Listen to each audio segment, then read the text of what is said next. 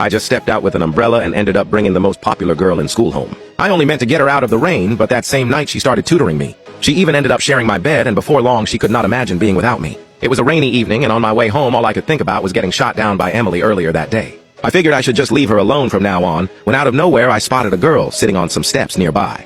Her school uniform was completely soaked and she looked absolutely miserable. I was not planning on getting involved, but when I got a look at her face, I froze for a second and she stared back at me with wide eyes. Both of us just locked eyes with nothing but pure shock between us, and we stood there like that for a few seconds. I finally snapped out of it and said something. "Anna, what are you doing out here?"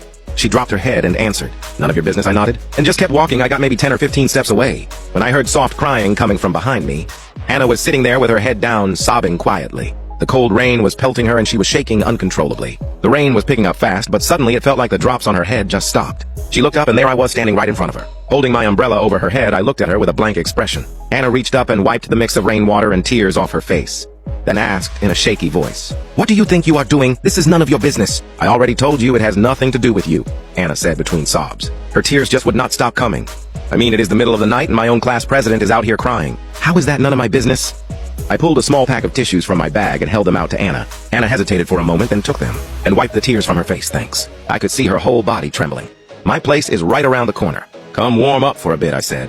And before she could respond, I reached out and pulled Anna up from the steps. Anna jumped in surprise. "Hey, what are you doing? Let go of me!" "I am not going," she struggled a little. But my grip was way stronger than she expected, and she had absolutely no chance of breaking free. "All right, that is enough. Anyone would do the same thing in this situation. It is not like I enjoy sticking my nose in other people's problems." Anna gave up fighting. She was completely out of energy, and honestly, there was no way she was getting out of my grip anyway. A little while later, I had Anna at my front door. I unlocked it and walked in. Anna just stood there in the doorway, frozen. Looking totally lost, I glanced back, sighed, and reached back out, grabbing Anna and pulling her inside. Then shut the door behind us, and the moment that door clicked shut, Anna felt her heart racing and a small wave of fear crept over her. I went and grabbed a pair of slippers and tossed them in front of Anna, then headed off to my room. Anna stood at the entrance for a moment, thinking it over, then slipped them on, and stepped into the living room. As she came in, she noticed only one person's shoes on the rack and realized I lived alone. Then her eyes landed on all the workout equipment scattered around the living room, and it suddenly made total sense why I was so strong. The whole place was way neater than she ever expected. I walked back out, carrying a set of clothes, a towel, and a hairdryer. "Go ahead and dry off. Get your hair dried too, and then change into these. I do not have anything new, but I have only worn this one, so it should be fine. You can change in the bedroom." I handed her everything, then headed straight to the kitchen. Anna stood there holding it all. Completely overwhelmed, deep down she wanted to refuse. Every part of her was telling her to just put this stuff down and get out of there. But the way I said it felt like an order she could not ignore, and without even thinking, she just went along with it. She quickly dried off with the towel, then blew her hair dry with the hairdryer, and changed into my clothes in the bedroom. It was the first time Anna had ever worn someone else's clothes. Her face instantly flushed a deep shade of red, and she kept questioning herself. "What on earth am I doing right now? I actually followed a classmate home, changed into his clothes, and what am I supposed to just sleep here too? I will just warm up a little and then go." Anna opened the door and stepped out. And right then I walked out of the kitchen carrying a bowl of something hot and steaming. I set it on the table. "Eat up." I did not explain anything. I just looked at her and said it casually before Anna could even respond. I came back with a cup of hot water and set it on the small table, along with 2 pills once everything was set. I moved off to the side and did not say another word to Anna. Anna sat down at the small table feeling a mix of emotions. Her first instinct was definitely to say no, but her body was telling her something different. The hunger was just too real to ignore. She glanced over and saw me sitting at another desk doing homework, acting like she was not even there. As if she could feel Anna's eyes on her, I set down my pen and said quietly, "You are not usually this shy, just eat. And when you are done, I will lend you an umbrella so you can head out."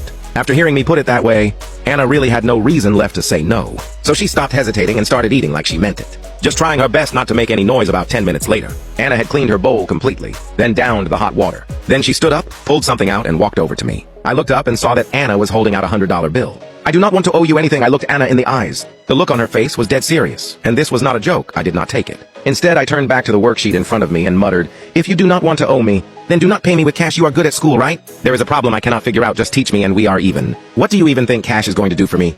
I tapped the problem on the worksheet with my pen. Anna glanced down and immediately blurted out, "How do you not know this? It is so easy. Oh, sorry. I guess I just cannot figure out even the easy ones." Anna caught herself and clamped her mouth shut, then reached over and started walking me through how to solve the problem. Once she was done, Anna got ready to leave.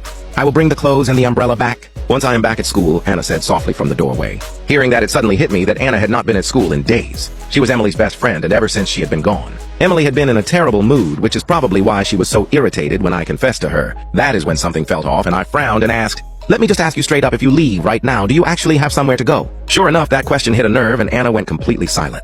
She dropped her head without saying a word. I tapped my desk with my pen. and said flatly, "If you do not have anywhere to go, then you are not going anywhere. Did you bring your phone?" "No, I pulled out my own phone, opened the dial pad, and asked, 'What is your parents' number?' I will give them a call and have them come pick you up." When I did not hear anything from Anna, I looked up and found her just standing there completely still. Tears were building up in her eyes like she was about to break. I quietly set my phone down. Something was clearly wrong. This reaction made me think something serious must have happened at home. And now here I was, making her cry in my own apartment in the middle of the night.